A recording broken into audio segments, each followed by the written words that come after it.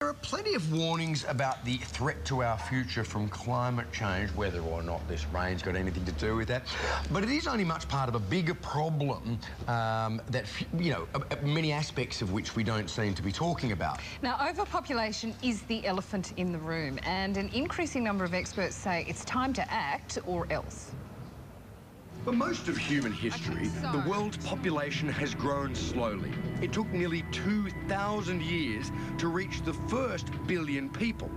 Fast forward to now, and it's taken just 12 years to grow from 6 to 7 billion. Experts say the alarm bells are ringing. Here in Australia, scientists say it's critical already at 23 million. But we're heading for 100 million by 2100. Far too many for a desert continent to sustain. By then, the global impact is likely to include massive shortages of food and water, mass species extinctions, wars over scarce resources, and a flood of refugees to wealthy nations. The question for all of us is, can we afford not to act? Well, what, if anything, can we do about it? Let's bring in some experts. Mark O'Connor wrote the book Overloading Australia. Professor Geoffrey Braithwaite is a health expert from the University of New South Wales. And Professor John Crawford is an expert in sustainability. Good morning to all of you, gentlemen. Mark O'Connor, let's start with you. The numbers sound alarming. How long have we got to do something about overpopulation? Well, we need to start at once. A stable population, both globally and in Australia, would make an enormous difference. It would help with so many things. Of course, for other species, the disaster is already happening. The more of us, the fewer of them. Australia leads the world in mammal extinctions, and now our birds are starting to vanish. But for humans, overpopulation is a slower sort of disaster. There are, for instance, about 200 million couples around the world who want birth control and can't get it. Famine is starting to prowl the world. We do need to start doing more to help those people. And Australia is passing the 23 million, as you've said, that the Australian Academy of Science said should be our safe upper limit.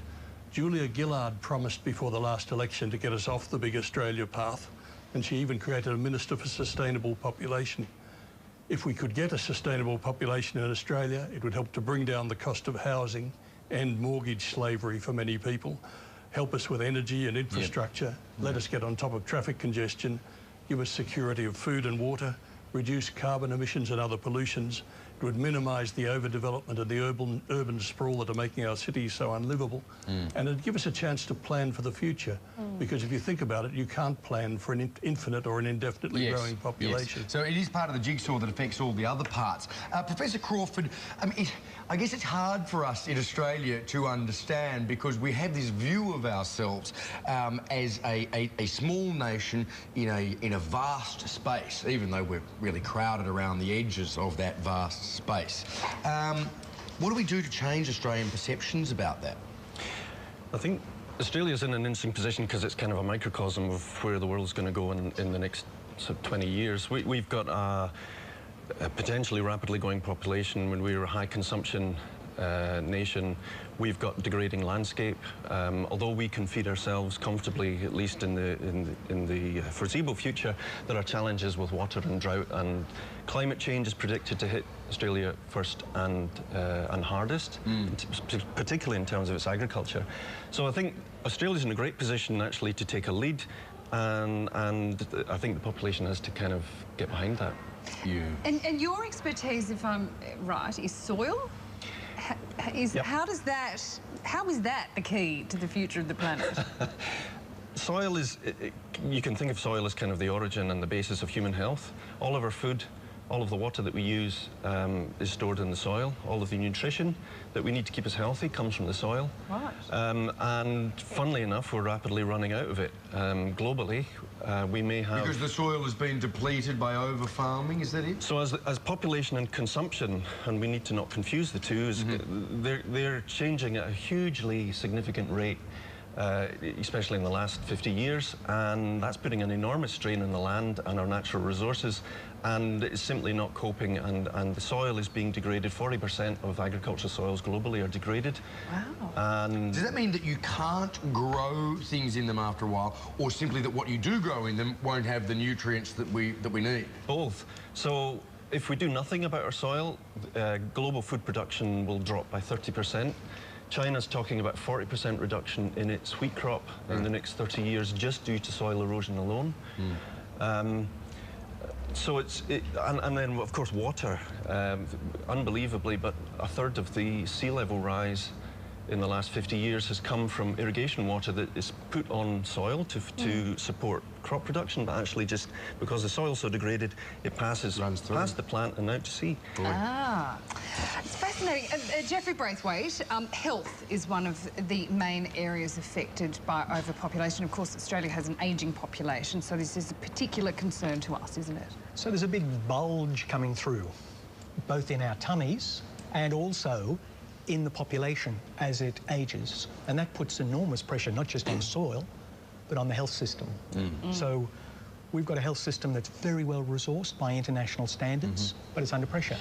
You only have to pick up a newspaper, if your viewers read a newspaper anymore, because they're all doing it on an iPad. But if you pick up a newspaper and look, there's plenty of problems articulated about the pressure in the health system, and an ageing population with more chronic and complex diseases makes that more difficult. That's on the demand for services in the health system. On the supply side, I haven't noticed the 23 million of us all volunteering to pay lots more taxes and lots more health insurance premiums to pay for it.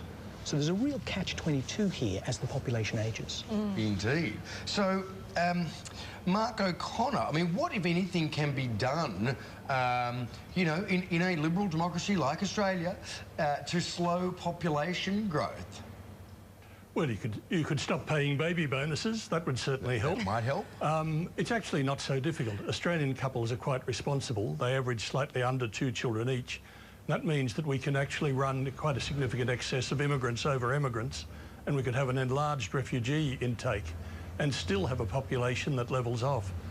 There are very good policies on this. You'll find them, for instance, on the site of the new Stable Population Party that will be contesting the next election.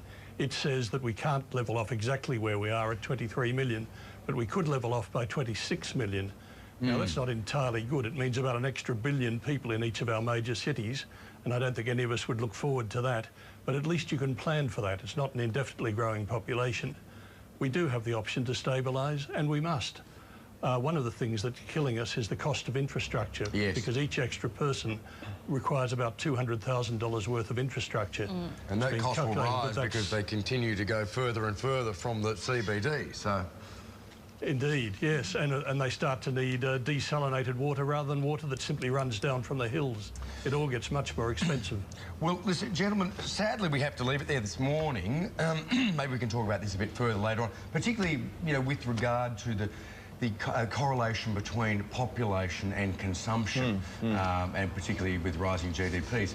You know, that's the next brick, I suppose. And let's not stop having sex while we curtail the population. We need to have some fun while we're solving this problem. Oh, well, that